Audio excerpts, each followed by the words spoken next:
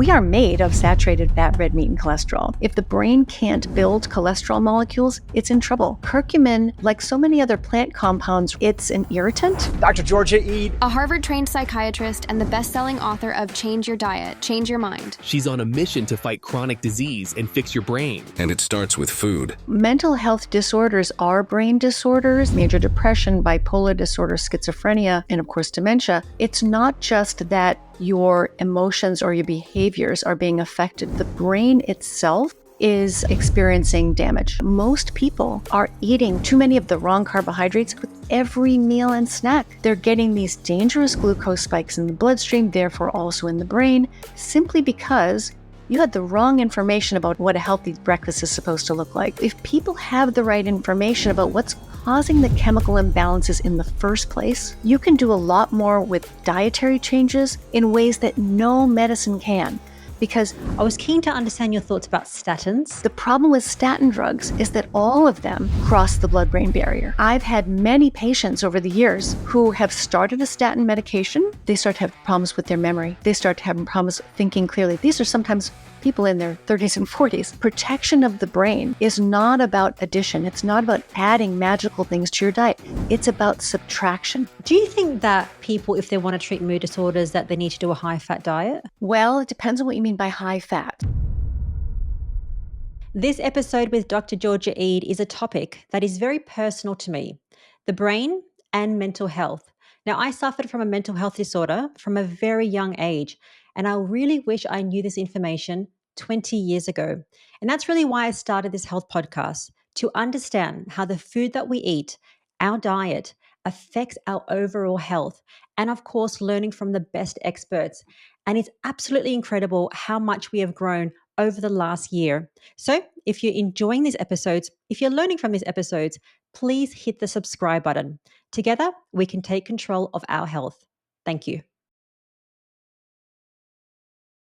Dr. Ede, welcome. Thank you so much for having me, Rena. Now, you wrote a best-selling book, Change Your Diet, Change Your Mind, which goes against everything that a doctor would do in terms of treating mood disorders like depression, ADHD, and anxiety.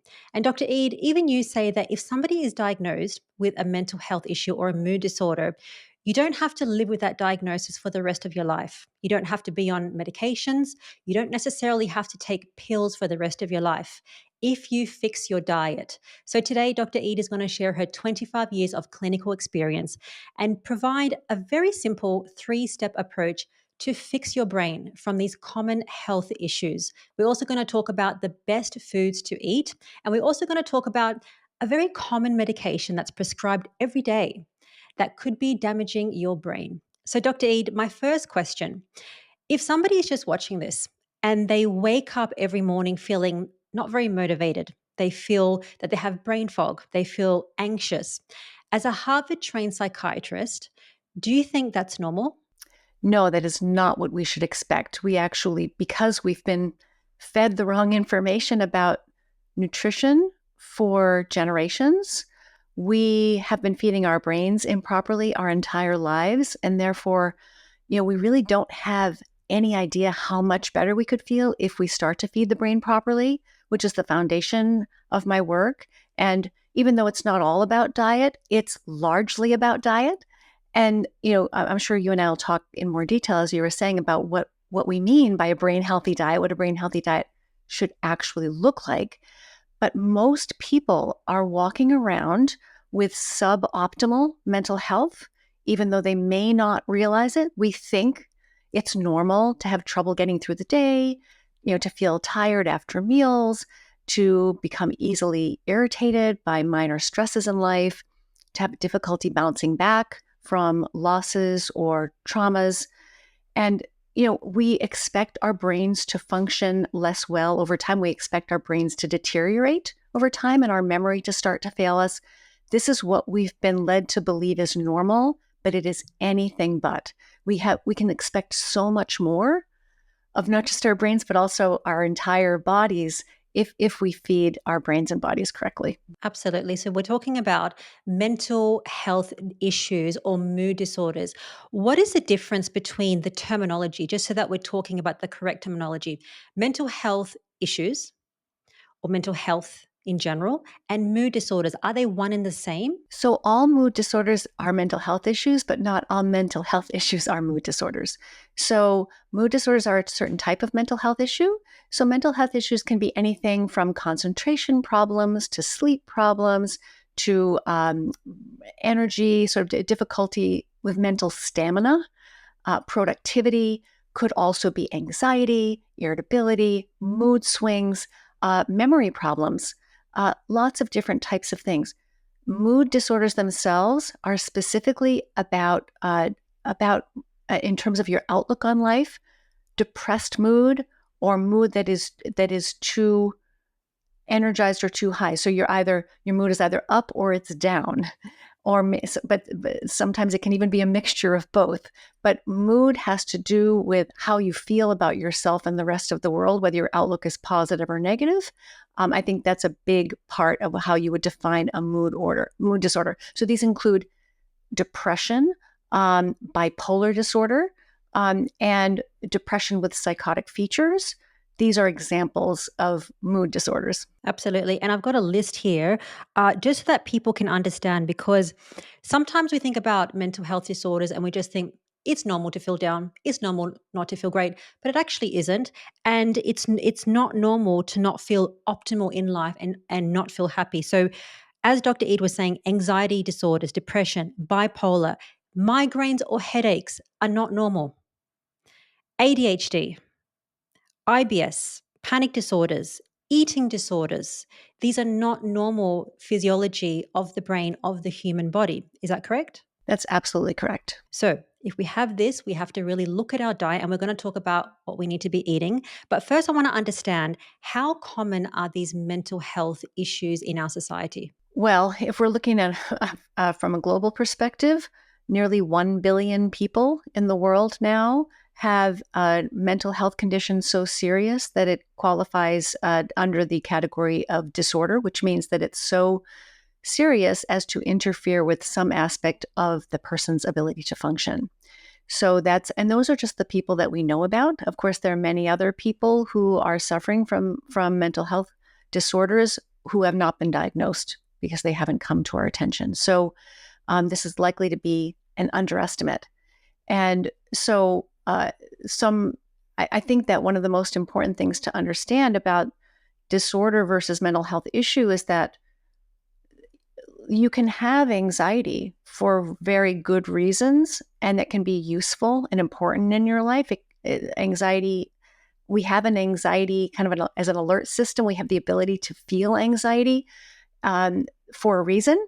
And so there are functional forms of anxiety and dysfunctional forms of anxiety. So you need, for example, if you're a parent and your child runs into traffic, you need to feel anxious about that so that you can be motivated to do something about it. But you shouldn't be feeling on a regular basis as though you are worrying about things that have happened in the past that you can't do anything about, or things that might happen in the future but have not happened yet.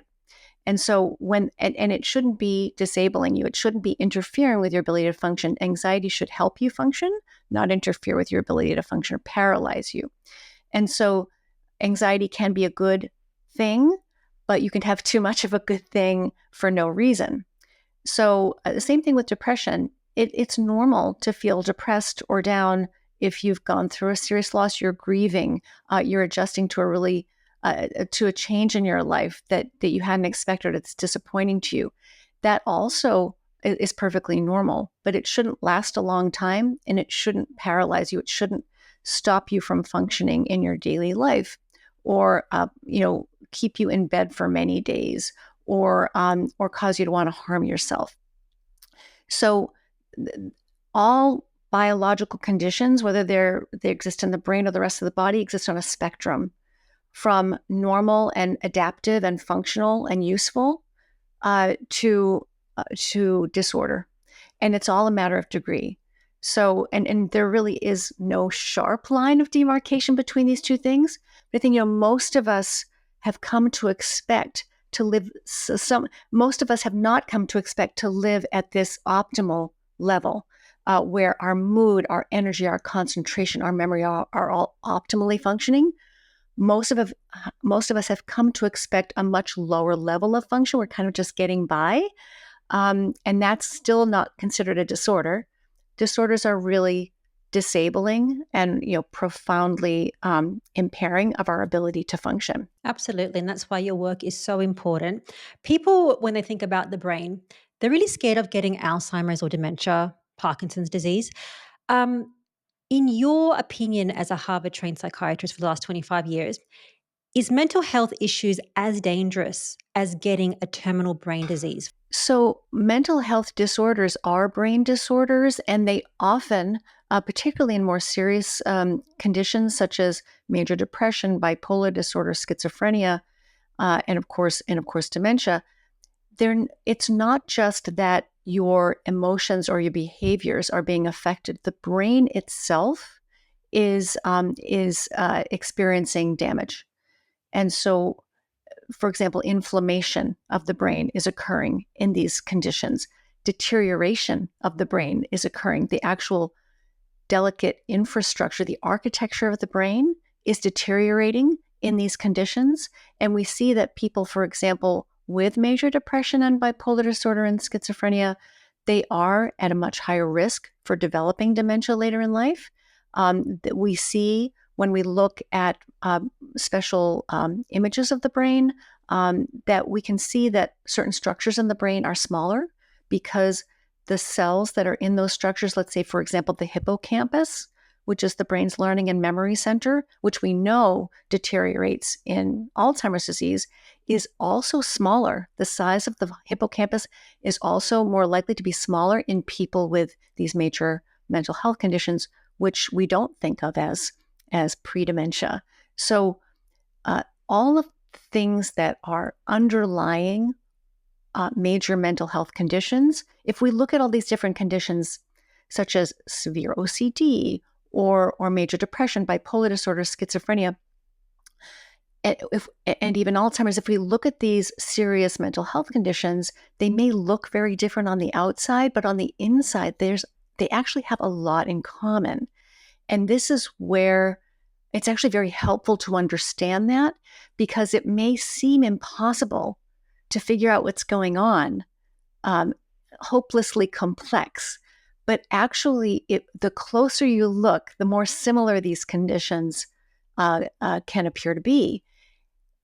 And the good news about that is that if you can understand what those similarities have, what's driving those similarities, why do we see inflammation in so many of these cases? Why do we see something called excessive oxidative stress inside the brain? This is why we're always told to eat more antioxidants, is that we're under too much oxidative stress.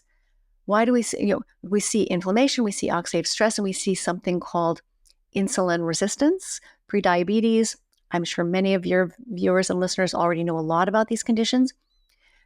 Nutrient deficiencies is another underlying cause. Neurotransmitter imbalances, so-called chemical imbalances in the brain. Most mental health conditions, you see the same pattern of problems. And the good news is, as dire as that sounds, is that you really need to look no further than the standard dietary recommendations that we've been given for so long to find the ingredients that directly promote all of those drivers of poor mental health. And so if you have the right information about diet, you can actually turn the things around for yourself rather quickly in a lot of cases. And so that's why I wrote the book, is to show people how powerful this connection is between their food choices and their mental health. And mental health is brain health. So if we feed the brain properly, it will perform so much better for us than we have come to expect. As Dr. Eid mentions, mental health is brain health, and what we eat is so important to optimize our brain. And along with diet, psychotherapy, which means talk therapy, is as important to help understand thought patterns and deal with stressful situations in life. And there have been times in my life that I needed extra support, whether it be my early childhood, dealing with childhood trauma, or recently my dad's diagnosis of a terminal brain disease. There are definitely times that we need extra support from experts.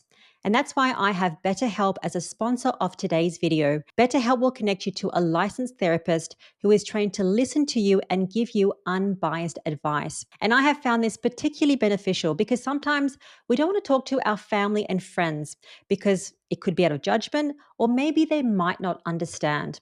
And the best thing about BetterHelp is you can do it all from your phone or computer via video call, phone call, or messaging. It is the easiest way to connect yourself to a therapist, and they will match you to a licensed professional who has years of experience helping people with struggles just like yours. So if you'd like more support, just visit betterhelp.com/5-minute body or choose 5-minute body on the sign up page and get a special discount on your first month. Dr. Eid, you are a Harvard trained psychiatrist. You've been helping patients for 25 years, but you yourself weren't that healthy at age 40. Can you tell us what happened in your personal history? Yes. So, I think of myself as having had relatively good health in my 30s and 40s. And it wasn't always the case. I grew up overweight. I always had a weight problem. I was always on various kinds of diets. And, at times would have depression, anxiety, things like that, but really nothing that anybody would have considered very serious. But certainly under tremendous amount of stress in medical school and things like that, I certainly had my stretches of time, and going through certain losses and relationship stressors as many of us do in our younger years. All of those things affected me, my mood, but never to any serious extent. And so never to the extent that I, was taking medication or was in the hospital.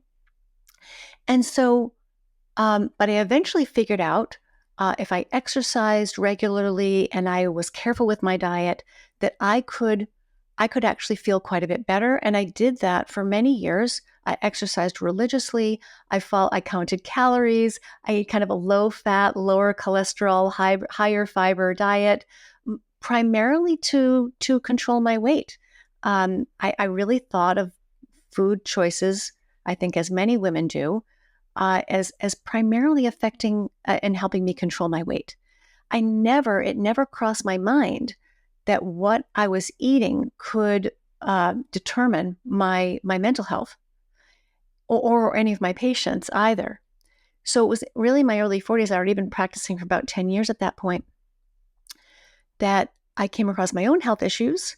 And these were things that a lot of my middle-aged and older patients, especially women in my practice, were facing also. And I had no idea how to help them with these things. Things like chronic fatigue and fibromyalgia and IBS and migraines.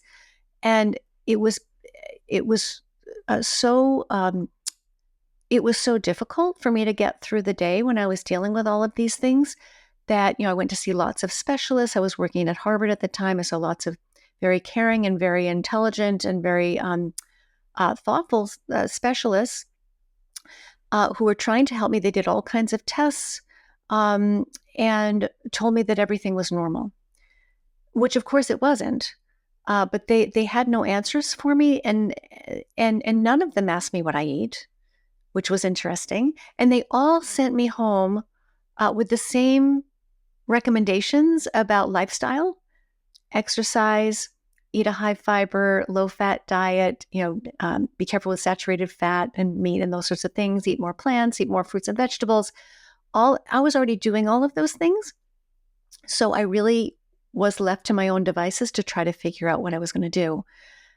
Because the conventional medical care system, which I had honestly, I practiced conventional medicine and really had a lot of respect for conventional medicine. They were at a loss to help me. So I had really no other choice. And I just kind of instinctively started experimenting with my diet to see if I could at least help with the IBS symptoms. And long story short, through a period of about 6 months of trial and error and journaling about and keeping a food and symptom journal, I ended up with a diet that was almost completely upside down and backwards from what we're told is good for us. And that was the diet that completely reversed all of the physical health symptoms that I had been wrestling with: migraines, chronic fatigue, fibromyalgia, IBS. But not just that, my mental health improved as well in ways I wasn't even trying to accomplish and in ways I hadn't even realized needed to happen. So I was concentrating on my mood, my energy, my concentration, my sleep, my mental stamina, my productivity. All of it was noticeably better, and really better than it ever had been. And that got my attention as a psychiatrist. I thought, well, this diet, which is supposed to theoretically kill me, be really bad for me, seems to be really good for the brain. But I couldn't recommend this to my patients because it really flew in the face of everything that I thought, everything I'd ever been taught about nutrition, although that wasn't much, everything we've been led to believe about nutrition. So I couldn't go to my patients and say, hey, I have found a wonderful way of eating that I think is going to be helpful to you. Let's begin today. Because I didn't know anything about it. I worried that the diet would be dangerous for my patients. And I really didn't understand. I wanted to understand how it could be that this diet that is supposed to be so dangerous for me, which was very high in animal protein, animal fat, and cholesterol, was very low in fiber, low in plant foods, didn't contain any whole grains, didn't contain any dairy products, didn't contain rainbows of fruits and vegetables, didn't contain legumes. I thought, well, how could this diet be good for me? I really want to get to the bottom of this. I became intensely curious, intellectually curious about how trying to understand this paradox. And so I started studying nutrition for the first time, really deeply studied nutrition. I'm still studying nutrition 15 years later and love it. I fell in love with nutrition science. And what I came to understand, which I know this has happened to quite a few of us, including yourself, what I came to understand was that the information that we have been led to believe about what a healthy diet should look like is almost completely incorrect. And there is no science behind the majority of the recommendations that we walk around thinking. I mean, most people on the planet have these particular ideas in their minds about what a healthy diet looks like, that it needs to contain whole grains, that it should be based in grains and legumes, that the more plants you eat, the better, the less meat you eat, the better. Be careful with saturated fat. Plant proteins are superior to animal proteins. You must eat a wide variety of fruits and vegetables every day.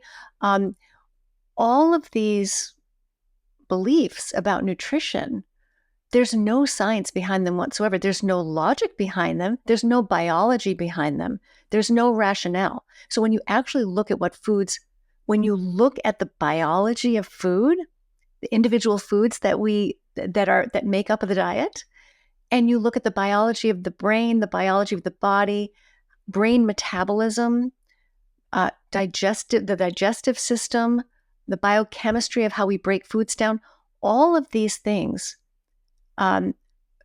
support the diet that you and I have come to understand as the healthiest for people. All of the information that we have about whole grains and legumes and rainbows of fruits and vegetables and plants are healthier, plant foods are healthier than animal foods. All of that information comes from untested theories that come from questionnaire-based guesswork. Essentially, the way I boiled it down in the book is it's really wild guesses and wishful thinking about what we should eat, rather than the biology of food, the biology of the body, the biology of the brain, which is screaming at us from every direction that the opposite is true. And if we pay attention to that, we are easily led. It becomes quite obvious what we need to eat.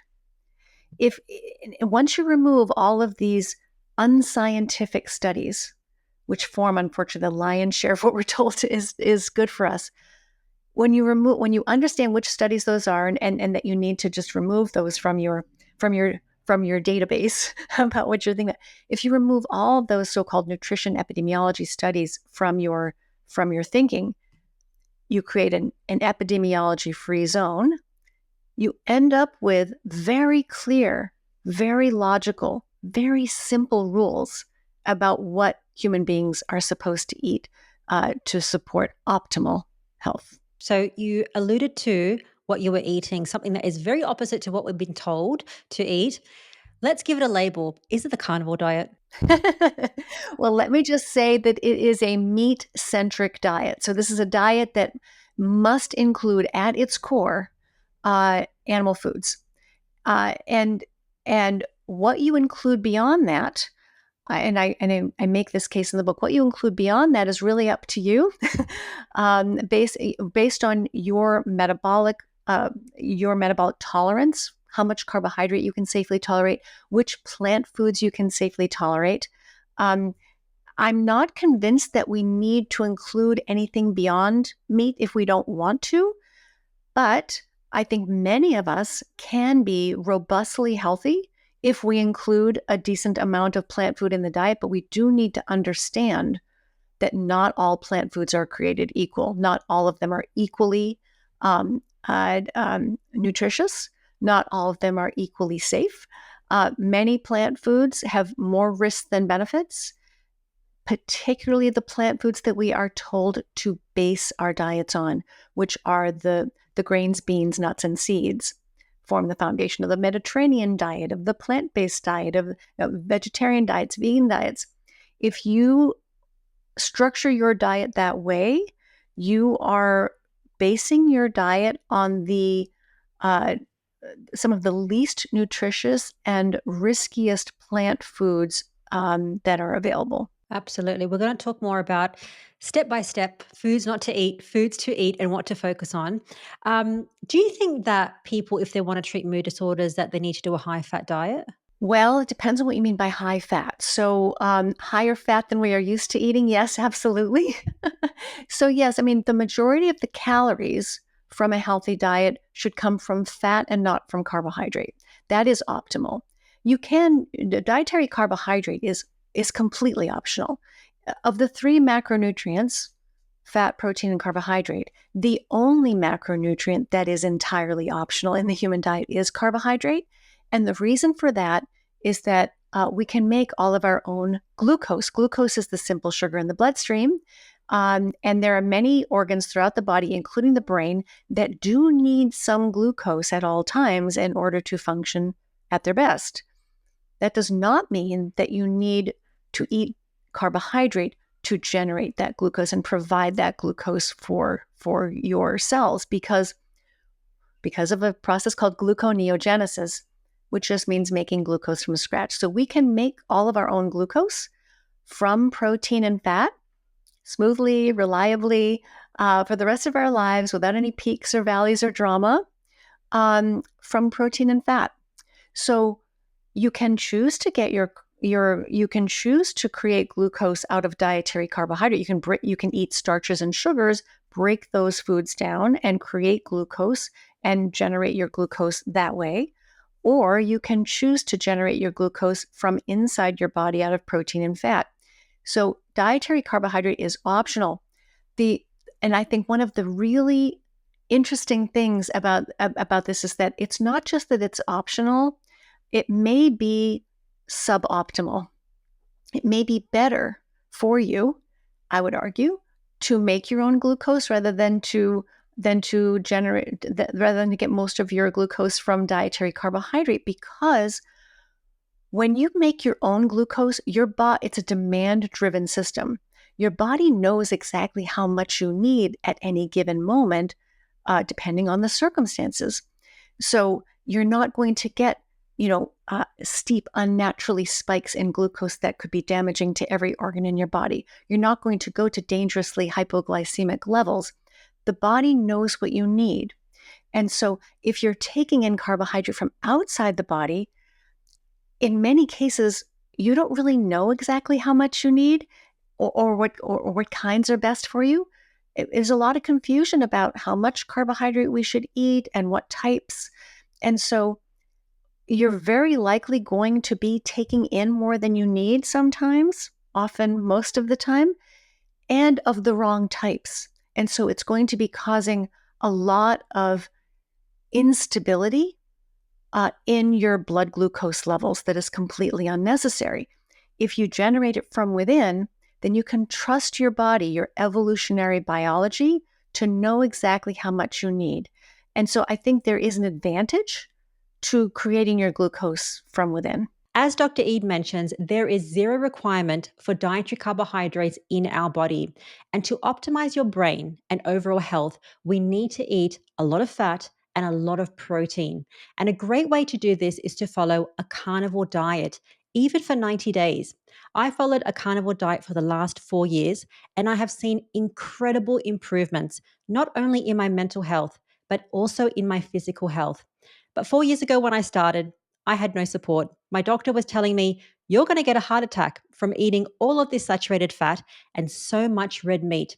And that's why I started a community, which has now grown to over 12,000 members. So if you're thinking about starting a carnivore diet, I would love to invite you to join our Go Carnivore community. Every week we have board certified carnivore and keto doctors to help answer your most common medical questions.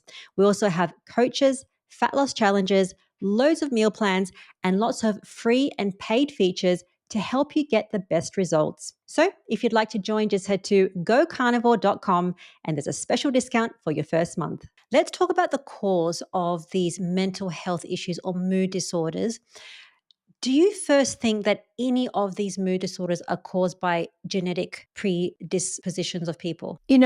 Most conditions that humans face have a genetic component. They're influenced by our genes, but they are not, by and large, caused by our genes. So I like to say, your DNA is usually not your destiny. So, our genes are paying attention to our lifestyle. But most of these conditions are not determined by your DNA. And we know this from twin studies. So, if there's an identical twin, so identical twins share DNA, almost all of their DNA. And so you would expect if a condition were completely genetically determined, that if one twin had schizophrenia or bipolar disorder or major depression or OCD, that the other twin would absolutely have that condition. And we do not see that in twin studies. So the risk is actually much lower than 100%. In most cases, it's much lower than 50%. So genes are influencing our risk, our vulnerability for certain conditions, but they are not determining. There is no gene for schizophrenia. There is no gene for bipolar disorder. There's no genetic test that I can offer you even now in 2024 that can help me understand why you might be suffering from a mood disorder or a memory disorder. And so it's really it's really not useful to think about it that way, because even if we understood exactly which pattern of genes was going to increase your risk for a certain condition, what are you going to do with that information? That's not helpful information. You can't do anything about the genes you were born with. But you can do a lot quite quickly about the environment those genes are living in and the signals that they are receiving. So your genes are paying attention to what you eat, and they're turning on and turning off based on the environment that you are creating for them. So even if your condition has a major genetic component to it, which it usually doesn't, you can influence the degree to which you're suffering from that condition by creating a healthier environment for your entire body, by eating differently and changing other aspects of your lifestyle. And you've said yourself, I know in other interviews, that it's not all about diet. There are other things that you need to do to fully to work towards optimal mental health. But diet is, I'm convinced, the single most important place to start, because it lays that metabolic and nutritional foundation from which you can do additional work, mindfulness work, psychotherapy work, better energy for exercise, all kinds of other influences that you'll want to work on to achieve optimal mental health. if you don't have that good, solid nutritional and metabolic foundation, it will be harder for you to use those other tools and in the most effective and efficient way. Absolutely. The reason why I asked that question is because people watching them might think, well, my mum or dad has depression. My mum or dad has bipolar. Oh, I'm going to get it. I can't do anything about it. But as Dr. Ed is saying, you absolutely can. So I want to move on to the real cause, which you talk about, which is chemical imbalances. So your brain has neurotransmitters, which are chemicals, which are signaling messages. That's how they talk to each other. And chemical imbalances occur in the brain over time from various factors. Let's first talk about the neurotransmitters in the brain that make somebody feel good and happy. There's three of them. Can you name the main three neurotransmitters? Well, if we're thinking about depression, say, for example, the ones that we usually hear about the most are serotonin, dopamine, and norepinephrine. Perfect. So that is the main neurotransmitters that we need to work on. So if they're not functioning properly, you're going to have these mood disorders or mental health issues, and people diagnose them with a label, but they're kind of coming from the same source as you alluded to earlier. Let's talk about how these neurotransmitters become imbalanced. You mentioned it earlier on, but let's really spell it out. So dopamine, serotonin, norepinephrine, or noradrenaline, how do they become imbalanced in the brain? So, we really, for the past 75 years, since the 1940s and 50s, that's really when we started to think about chemical imbalances as being the main biological cause of mental health conditions. When I was training to be a psychiatrist back before the turn of the century now, in the 1990s, when I was training to be a psychiatrist, I was taught what's called the biopsychosocial model of the causes of mental illness, meaning that mental illnesses had psychosocial causes, things like stress and trauma and your mother. and I was taught to address those things with psychotherapy. And I was taught they had biological root causes, but the biological root causes that we focused on and that we've been focusing on for 75 years were these so-called chemical imbalances in neurotransmitters like serotonin and dopamine. But we never really stopped to talk about or think about, well, what causes those chemical imbalances in the first place? And it really is, the brain is a beautifully sophisticated organ, incredibly complex. And these neurotransmitters are just one tiny piece of the puzzle. But even if you only look at neurotransmitter balance, you can find this beautiful connection between how we eat and how our neurotransmitters are produced and how they are balanced or unbalanced. So a fantastic example, and I lay this out in the book, is, let's say you're eating too many of the wrong carbohydrates too often. So let's say that you've just had a nice big bowl of cereal for breakfast, or a sweetened yogurt, or a glass of juice, or a bagel, and you take in. So what you're doing is you're taking in quite a bit of refined carbohydrate. So these are naked glucose molecules that turn instantly into a tsunami of glucose in the bloodstream. Those glucose molecules will cause a steep, exaggerated spike in your blood glucose levels after you eat or drink those foods or beverages. And that gets passed on to the brain. So every time your blood sugar spikes, your brain sugar also spikes. The higher the blood sugar, the higher the brain sugar. They're not identical. And what's actually, I think, quite fascinating is that it is true that the brain does need some glucose at all times to function optimally, but it doesn't need much.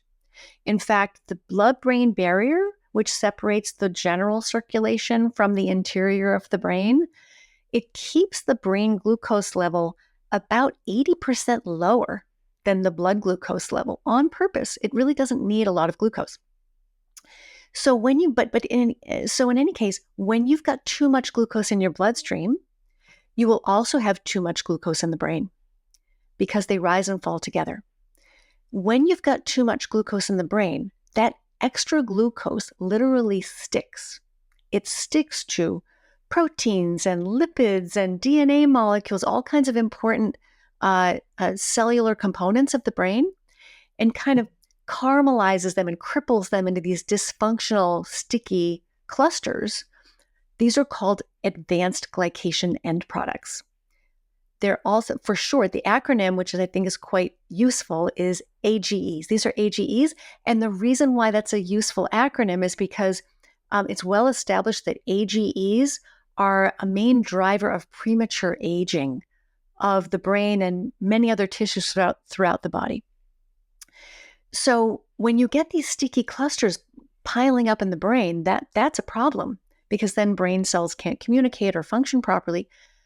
But fortunately, the brain has an immune system. And so there are immune cells that are patrolling the neighborhood looking for problems. And these immune cells they detect these clusters.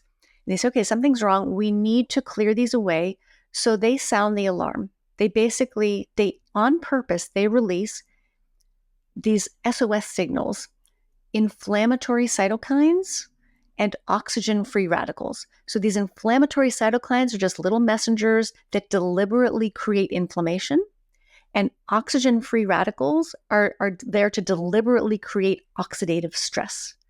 Again, that's why we're always told to eat more antioxidants. We've got too much oxidative stress. So these are like little bulls in a china shop. They will essentially, everything they randomly bump into, they will damage if you let this go on for too long. You do need to sound this alarm, but you don't want to be in this emergency state all the time. It's a special state meant for emergency situations. When you get this burst of inflammation and oxidative stress, what's happening then is that there are many things happen, but there's a key pathway that regulates lots of different neurotransmitters in the brain, including serotonin and melatonin. That's our circadian, our sleep hormone, dopamine, and then these major neurotransmitters in the brain that a lot of people may not be as familiar with, but which are very important, called glutamate and GABA. Glutamate and GABA, so you can kind of think of GABA as the brain's brake pedal. It's the calming neurotransmitter. Alcohol increases GABA, so people feel calmer after they drink alcohol.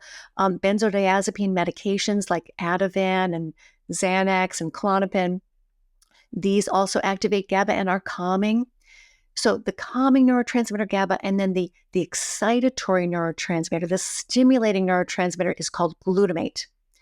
So the balance between glutamate and GABA essentially determines your brain's overall activity level at any given point in time, how activated your brain is. Are you alert? Are you paying attention? Are you anxious? Are you activated, or are you calm and peaceful or even sleepy? So this is a big part of what determines your brain's overall activity level. It turns out that whenever you get a wave of inflammation or oxidative stress, that is having a profound impact on this regulatory pathway. So instead of having, you've got just the right amount of serotonin, just the right amount of melatonin, just the right amount of dopamine, in a nice balance between glutamate and GABA, where everything's kind of in this peaceful, calm, focused Zen state, what you get is this tremendous imbalance, sudden, dramatic imbalance. And you get less serotonin, you get less melatonin, you get more dopamine, get less GABA, and up to 100 times more glutamate than you had before. That's your excitatory. That's like the brain's gas pedal. And now your brain is in emergency mode. You may not be able to sleep. You may have manic symptoms. Your brain is going to be in overdrive. You may be anxious. You may feel panicky. You may not be able to concentrate. Your brain is on high alert. Now, it's one thing if this just happens every once in a while under appropriate circumstances, but most people are eating too many of the wrong carbohydrates, refined carbohydrates, with every meal and snack. Typically 6 times a day, they're getting these dangerous glucose spikes in the bloodstream, therefore also in the brain. You're getting these sticky clusters piling up, you're getting waves of inflammation and oxidative stress, and you are destabilizing multiple neurotransmitters simply because you had the wrong information about what a healthy breakfast is supposed to look like. And so this is, the science behind this is very well established. And so this is something we've known for quite a long time. So if people have the right information about what's causing the chemical imbalances in the first place, you can do a lot more with dietary changes. You can help yourself stabilize your chemistry from within in ways that no medicine can, because even the most effective psychiatric medications, which still don't help most people, even the most effective ones we have, can only, at best, influence maybe 2 or 3 of these neurotransmitters. And even when they are able to do that, the price you pay for the relief that you may get is often tremendous in terms of the side effects you're going to experience. And these medicines, some of our most effective medications, for example, the antipsychotic medications, the so-called antipsychotics, which are now prescribed for lots of different things, not just psychosis, but bipolar disorder, depression, insomnia, agitation, anxiety, mild mood swings. Lots of people take these medicines. These are medicines like the generic names are like risperidone, olanzapine, aripiprazole. There are lots of medicines in this family, quetiapine. And these medicines can increase your glucose and insulin levels within minutes to hours of the very first dose and set you on a path towards insulin resistance, type 2 diabetes, and obesity very quickly. That's a big price to pay. So if you, I mean, really, I think a first do no harm. I do use medications in my practice still, even to this day. They have their place. We still need medications in our work for emergency situations, for people who aren't able to change their diets or their lifestyle, or who choose not to. And for conditions that have nothing to do with diet, there are mental health conditions that aren't rooted in dietary problems. Medications are still important, but I think it's much more. I really have come to be convinced that a food first, do no harm policy is the best approach in most cases. Why not start there and then see how far that takes you? And then if you then need to go further in terms of medications or other lifestyle changes, other types of interventions, by all means explore those. But why not start by feeding the brain properly first and taking yourself off of this chemical roller coaster that you can't feel it happening, but why not try to stabilize your chemistry from within before trying to do it with medications? So we need to get off carbohydrates, refined carbohydrates, not all carbohydrates, because I think we don't necessarily have to do a carnivore diet. We don't necessarily have to do a ketogenic diet. And you spoke about medications. I was keen to understand your thoughts about statins and their effect on the brain. What are your thoughts about that? Yeah, so I'm not a cardiologist. Of course, I'm a psychiatrist, but the reason why I have learned so much about statins and think so much about statins is because the brain is rich in cholesterol for a reason. So, what is all that cholesterol doing up there? So the brain is really rich in cholesterol because it is rich in membranes. So membranes, this is a substance called myelin, which insulates all of our brain circuitry. Essentially, myelin is just tightly coiled membranes wrapped around our electrical connections inside of our brain, and myelin is very important. Without that insulation, nerve signals wouldn't be transmitted quickly enough or safely enough. You get a lot of short circuiting within the brain. So myelin is just tightly wound membranes, and membranes are rich in cholesterol. That's just one reason why we need a lot of cholesterol in the brain. Cholesterol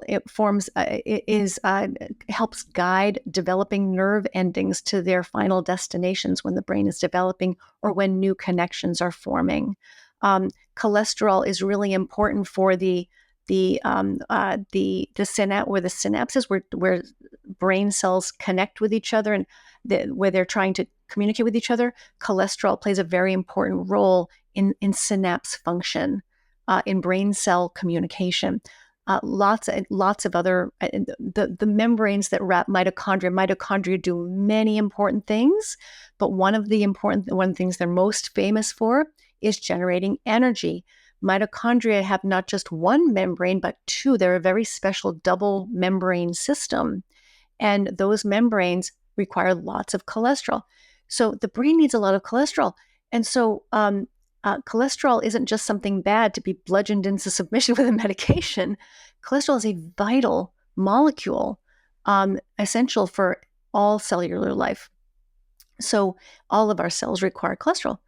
So now what's really fascinating about cholesterol is that the molecule itself, cholesterol, is too big and bulky to cross the blood-brain barrier and enter the brain. So the brain must make every single molecule of cholesterol it needs itself from scratch. So I like to say, why would the brain go out of its way to make a molecule that's bad for us? It wouldn't. It's really smart. It's a brain. It knows what it's doing. The problem with statin drugs is that all of them, to a greater or lesser extent, it depends on which one we're talking about, but all of them cross the blood-brain barrier. All of them interfere with cholesterol production in the brain. All of them. And I've had many patients over the years who have started a statin medication based on the advice of their cardiologist or their primary care doctor, who have been trained to look at LDL cholesterol on a lipid panel, unfortunately, zero in on that number and almost to the exclusion of all else, and think, oh, that LDL is too high, you need a statin medication. They prescribe the statin, the patient starts the statin, and within days, and this has happened more times than I can count, so I'm absolutely convinced this is a real phenomenon, they start to have problems with their memory. They start to have problems thinking clearly. They start to have problems with word finding. I cannot tell you how many patients I have worked with who they start the statin, they start to have the struggle with finding words, being articulate, remembering things. They're just a little off their game, right?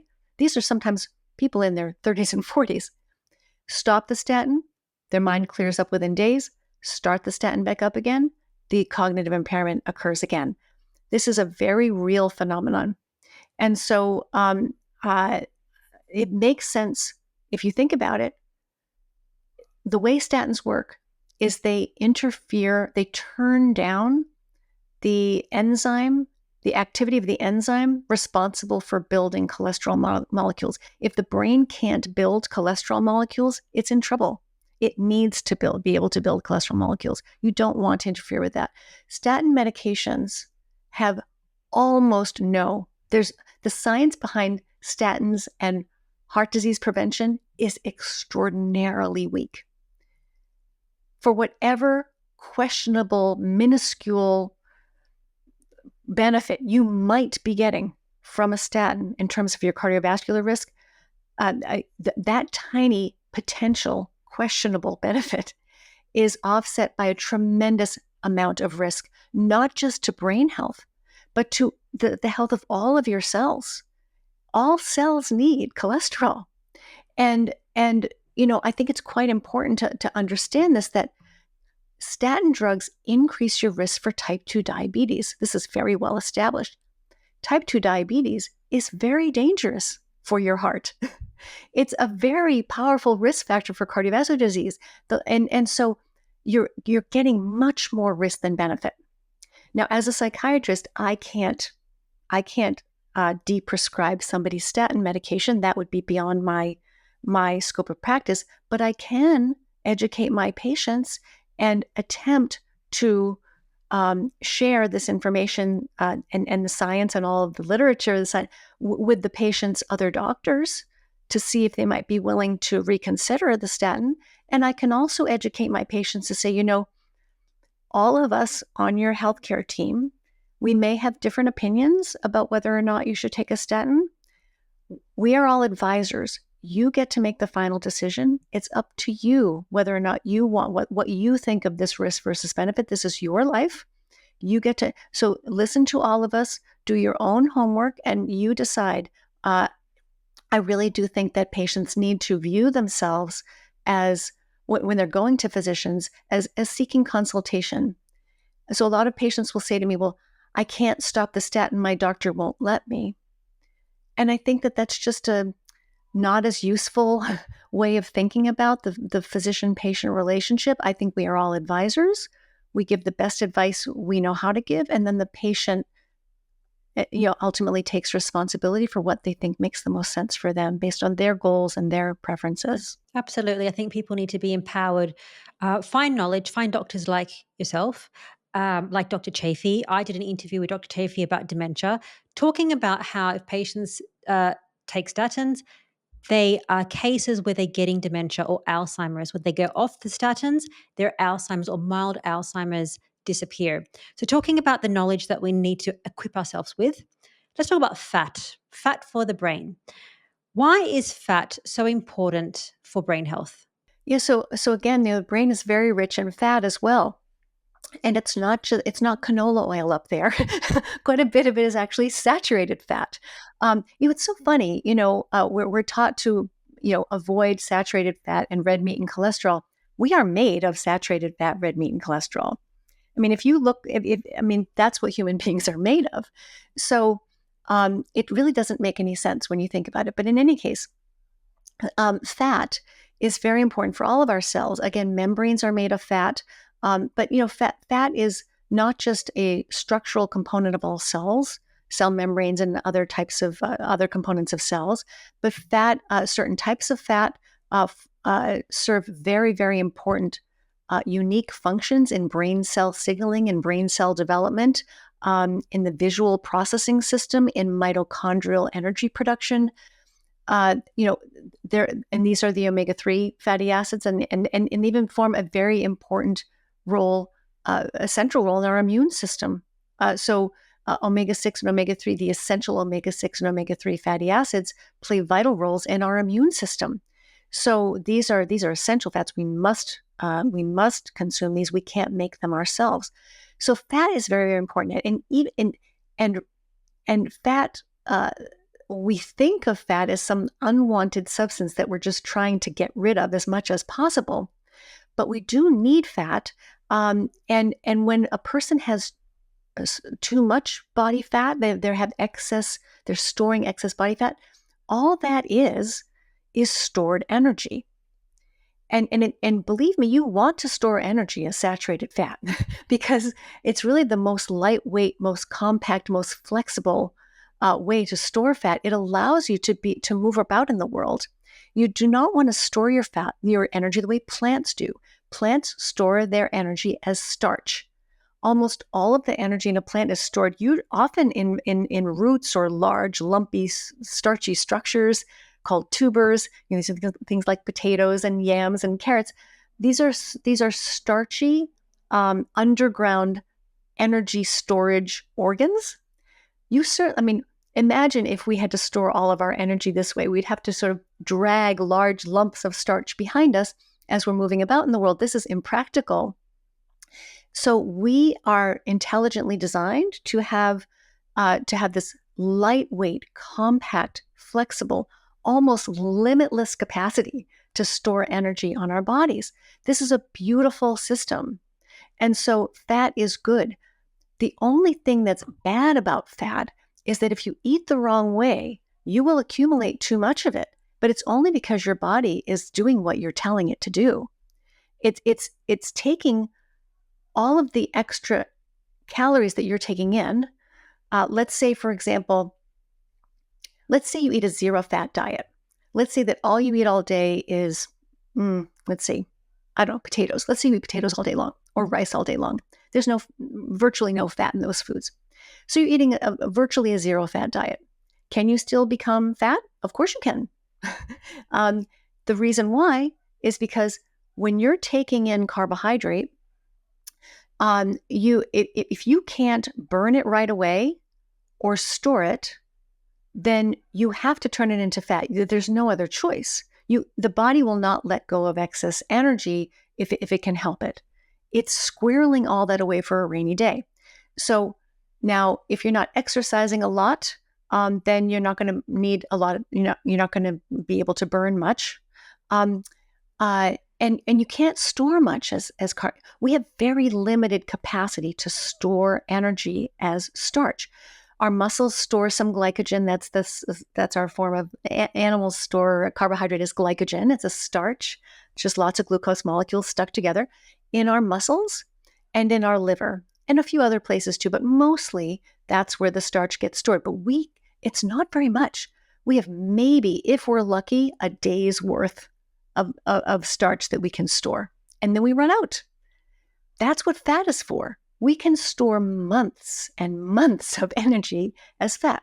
So if you take in more carbohydrate than you need at that moment, that you need to burn at that moment, or that you can store right away, all of the rest of that carbohydrate, the liver turns into saturated fat on purpose, because that's what you're telling it to do. What else?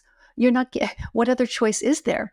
So it's storing unsaturated fat for a rainy day. So if you're eating and your insulin levels will go up. So insulin is what tells you. Insulin is what tells you to store extra energy. So when your insulin levels are high, and carbohydrates raise insulin the most, when your insulin levels are high, your fat storage system turns on.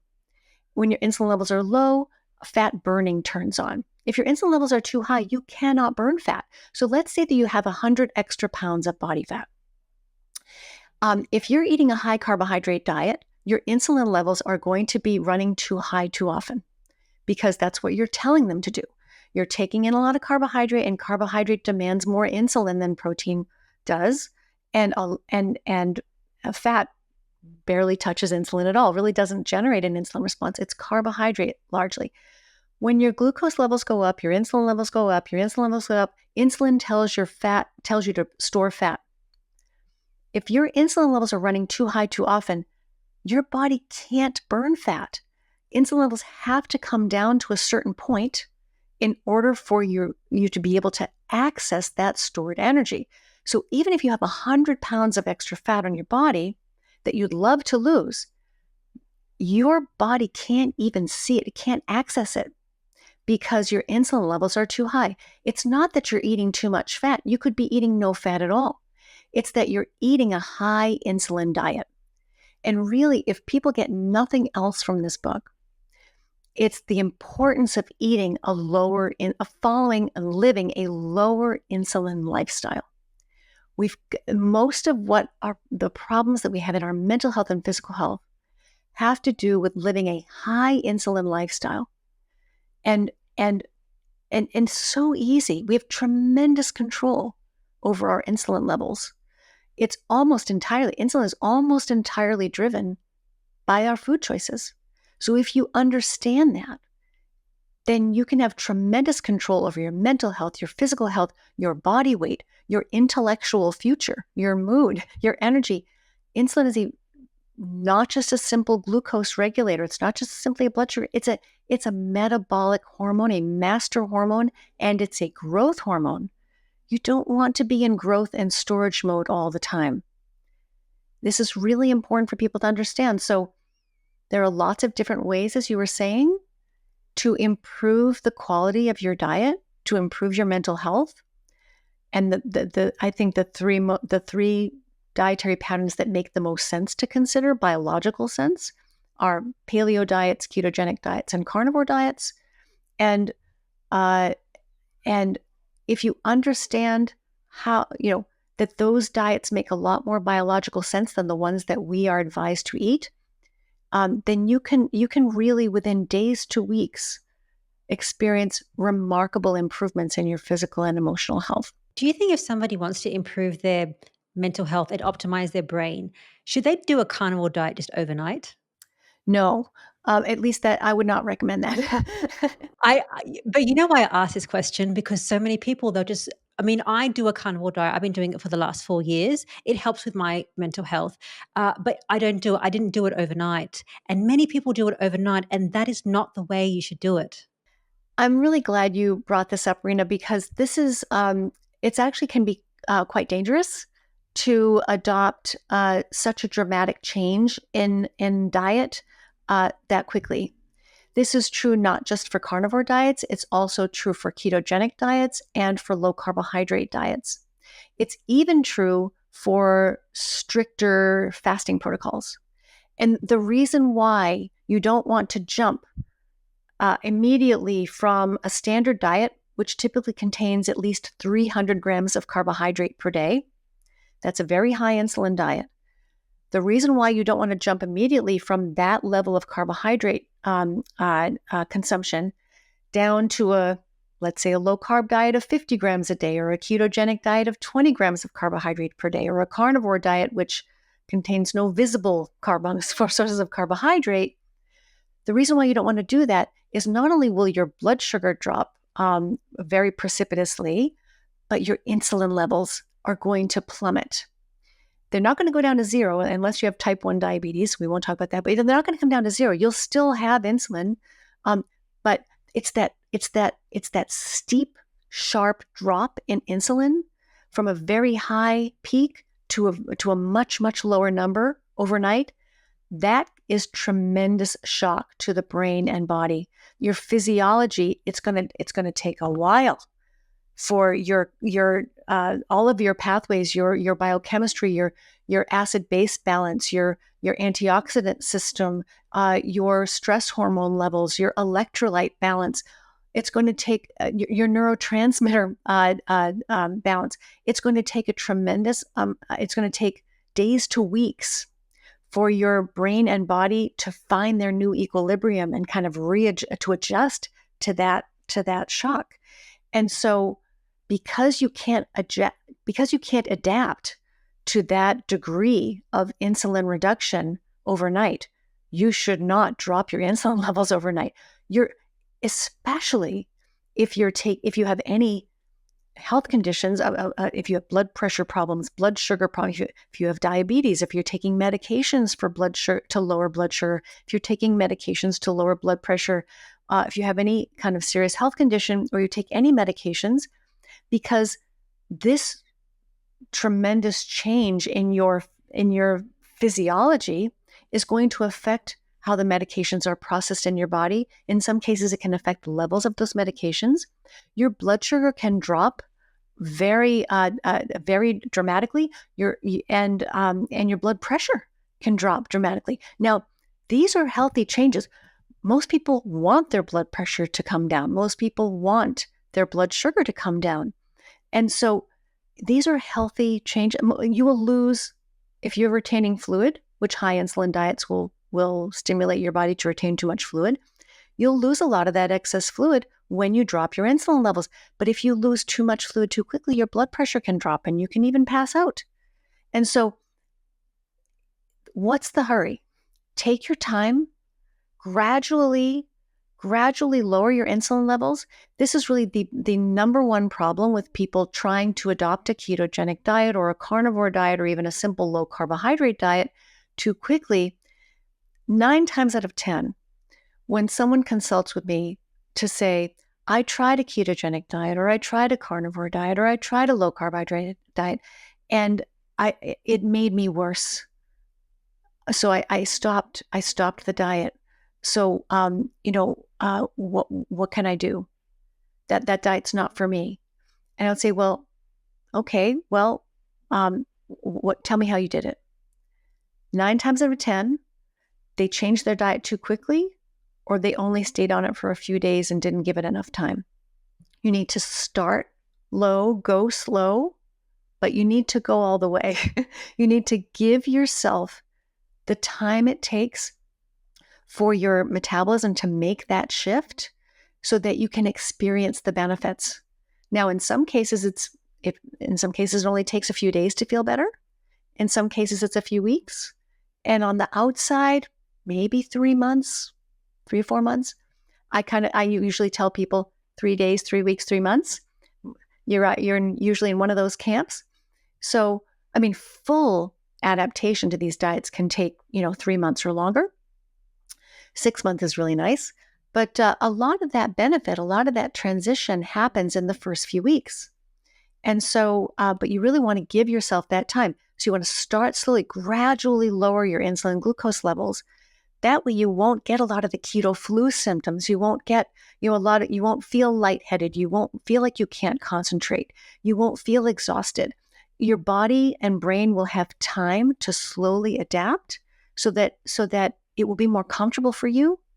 And there's a lot of information in the book about how to do this. In the book, what I recommend is gradually, even for people who know they want to head to keto or carnivore already, I still recommend starting with 90 grams of carbohydrate per day for a couple of weeks, kind of paleo style diet, with about 25, 30 grams of carbohydrate per meal. So you can still have some starchy vegetable or fruit, just to clean up your diet and bring those insulin levels down more gradually. It really is almost all of the problems that people have adjusting to these diets have to do with adopting them too quickly. So we hear a lot of the time in the psychiatric, in metabolic psychiatry, we often hear, well, you need to be careful because there's a risk of, you could feel worse before you feel better. You could get more depressed. You could experience mania or hypomania, or you could feel very anxious, or you might not be able to sleep. Those things are true, but they are very uncommon and very mild and very short-lived at worst if you adapt to the diet slowly. If you change your diet slowly, it almost never happens. So that's a really important question you just asked, and something that we don't often get a chance to talk about during interviews like this. No, because I always get asked that question. Well, I see that a lot in my community. So I'm going to leave the link for your book, Change Your Diet, Change Your Mind, in the show notes of this episode. I also wanted to ask about a study that you co-authored in 2022 talking about ketogenic diets and the effect on mental health disorders. Can you share more about those results? Yes. So in 2022, I co-authored a study. This was the work of my friend and colleague, Dr. Albert Donat. He's a psychiatrist practicing in Toulouse, France for more than 35 years. And he invited 31 of his most treatment-resistant patients. These were people with bipolar disorder, schizophrenia, and severe major depression. These were patients who had been ill for an average of 10 years, some for as long as 30 years. And these were patients who were taking, at the time, an average of 5 psychiatric medications. This is not at all unusual in serious mental illness. So these volunteers agreed to come into the hospital and try a whole foods, mildly ketogenic diet in the hospital under his supervision, because nothing else had helped them.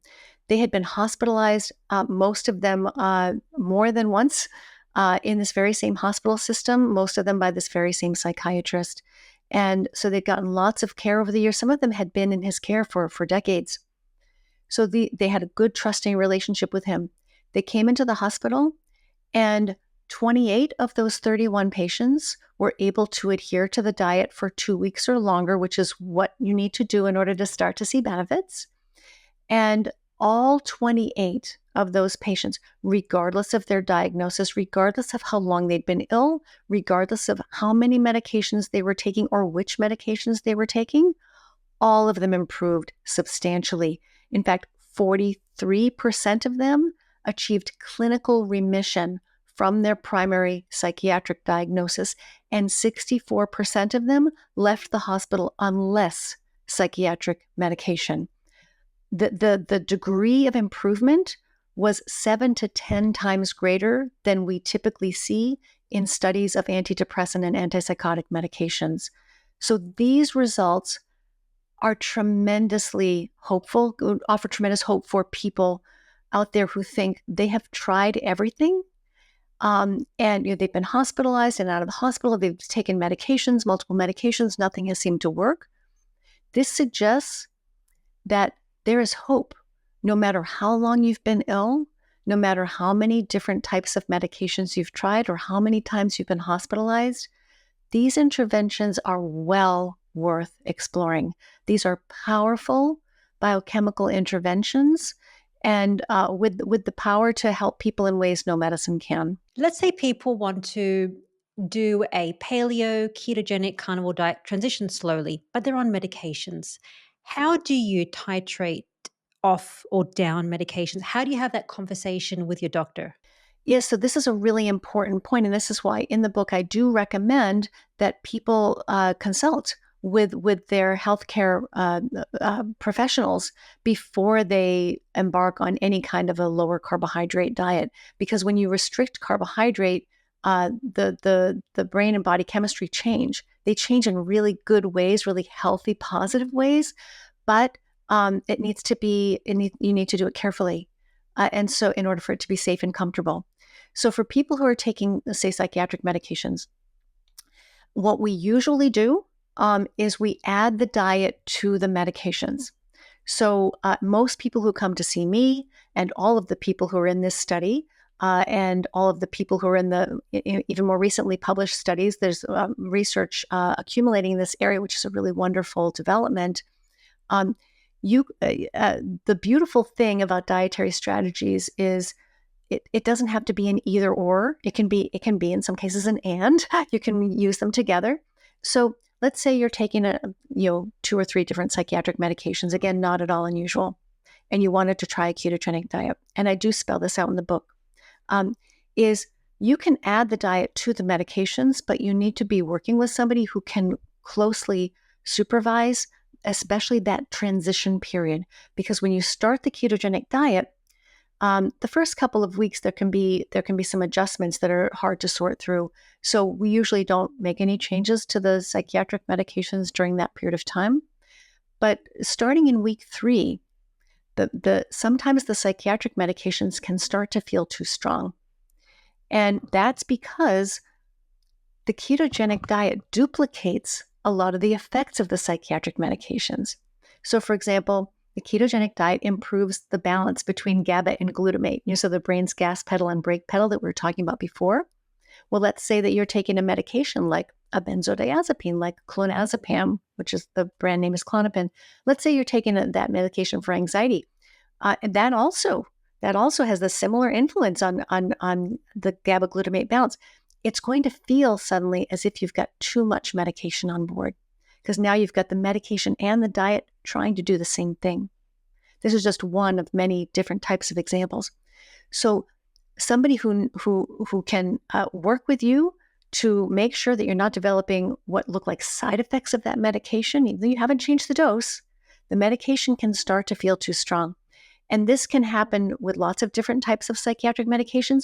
Those medications are going to need to be thoughtfully and carefully adjusted, usually downward, as you're adjusting to the diet.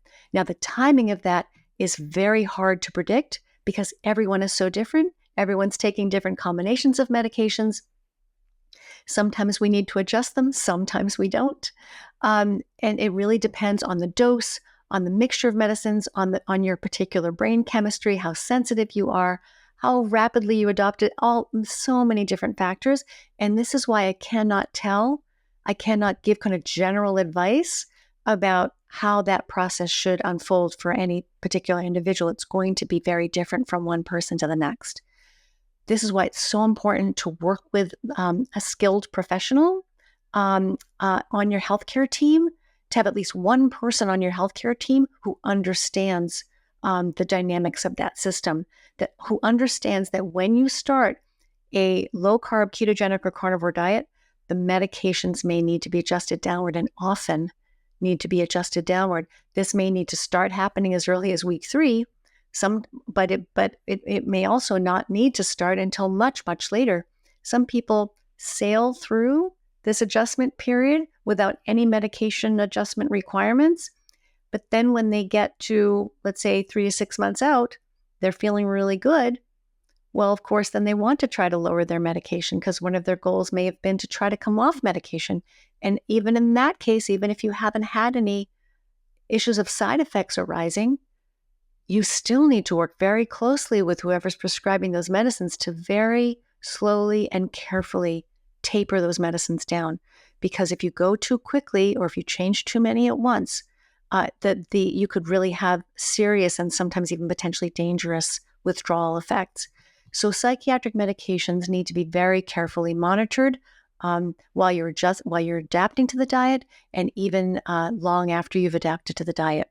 So I think that's a very important thing for people to understand. It is very important as you try different diets. I wanted to ask you, this is really the last question.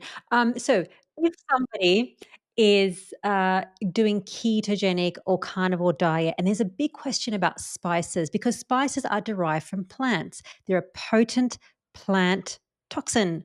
Do you think that might destroy the brain, especially if you want to optimize it, the neurotransmitters? Do spices have any link towards that? Well, there's no research on this. These are not the kinds of questions that most researchers study in clinical trials, because we're often told that, the more spices, the better, right? That they have these magical antioxidant and anti-inflammatory capabilities. And so you want to not only just be eating every color of the rainbow, you want to be adding lots of, traditional spices to your meals to fight off inflammation and oxidative stress.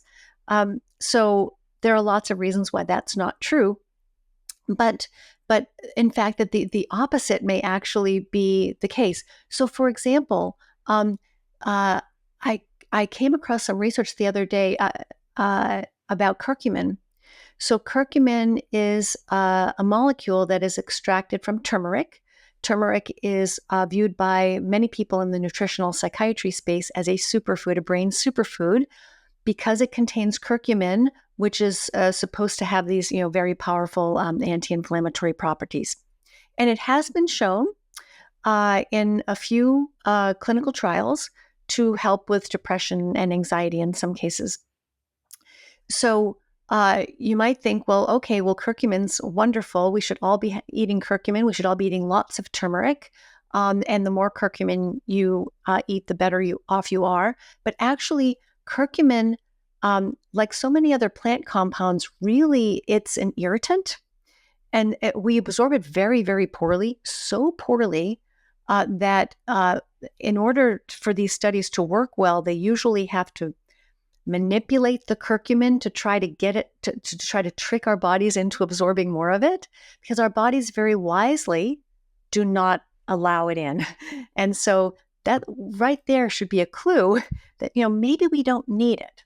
And in fact, maybe it might be potentially harmful, because our bodies do not absorb curcumin well. So researchers manipulate the curcumin, and they do all these different special things to it to try to trick our bodies into absorbing more of it.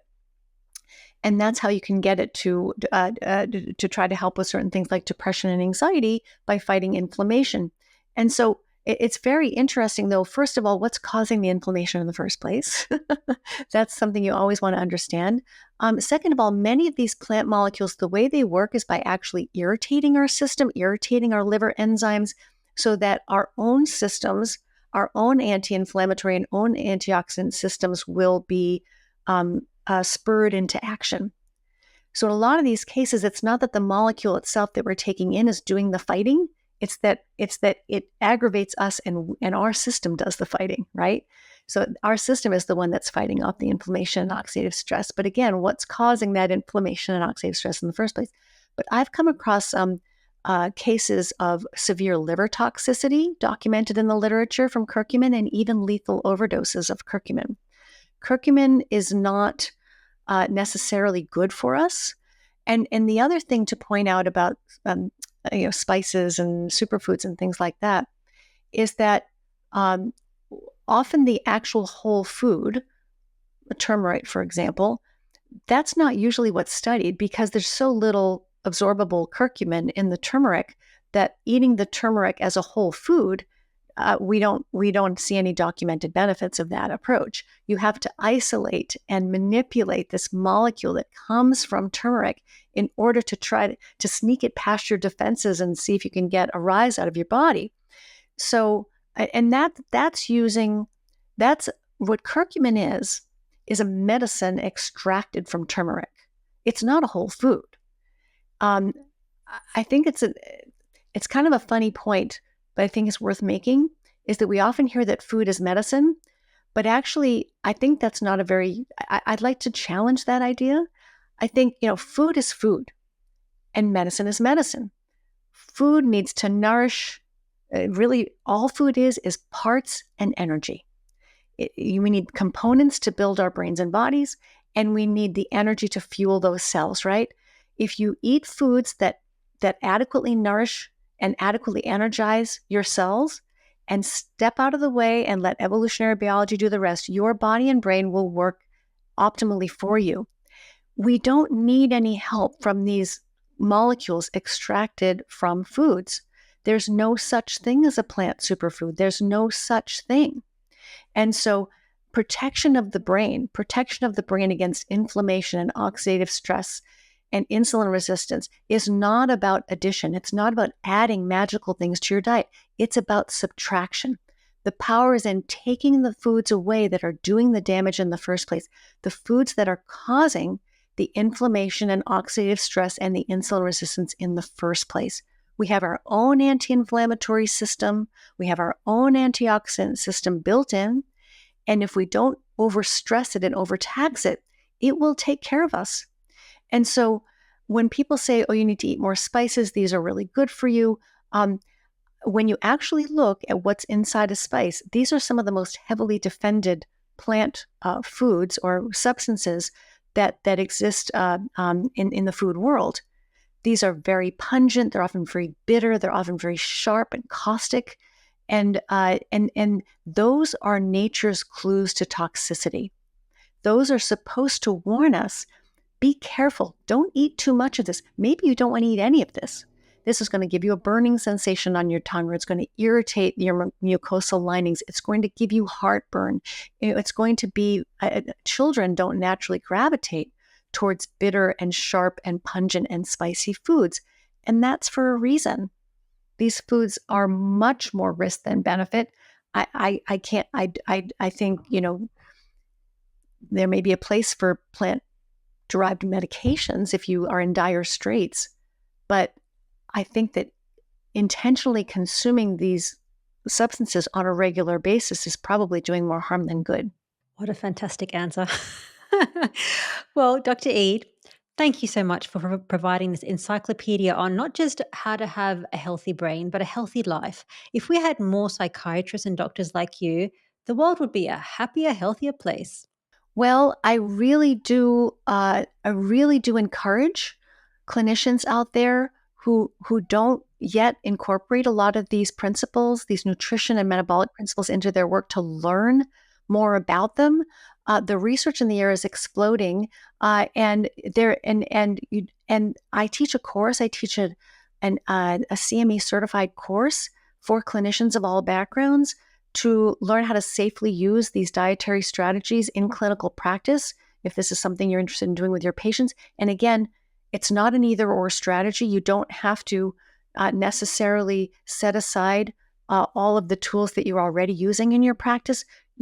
Just incorporating these metabolic principles is just going to augment and give your patients a much stronger foundation for whatever other types of interventions you use in your work, whether it's psychotherapy or meditation or mindfulness or whatever, even medications.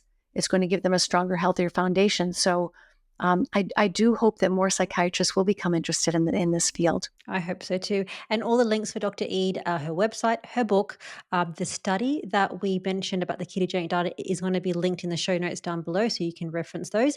But Dr. Eid, thank you so much, and I'm sure we're going to see you very soon. Thank you very much, Rena. It's been a pleasure. Thank you for joining me on this episode with Dr. Georgia Eid, discussing the impact of diet on mental health and the brain. If you're learning from and enjoying these episodes, please hit the subscribe button. That is an excellent zero-cost way to support our mission of root cause healing. If you have a recommendation of a guest speaker or you have a question, please feel free to leave that in the YouTube comments. I check every single one. You can also find me on other social media accounts under the name of 5 Minute Body on Instagram and on Twitter. I generally share different information to what you'll see here on YouTube. I share health tips, information and advice that I hear from the best doctors and experts. And if you enjoyed this episode, you will also enjoy another episode I did with Dr. Anthony Chafee discussing the treatment for dementia. Dr. Chafee talks about how a high-fat ketogenic diet can actually help prevent dementia and in some cases reverse mild dementia. He'll talk about the best foods to eat and why statins are actually causing an increased chance for you to get dementia and the mechanism by which this is happening. Thank you again for joining me on this episode, and I'll see you next week.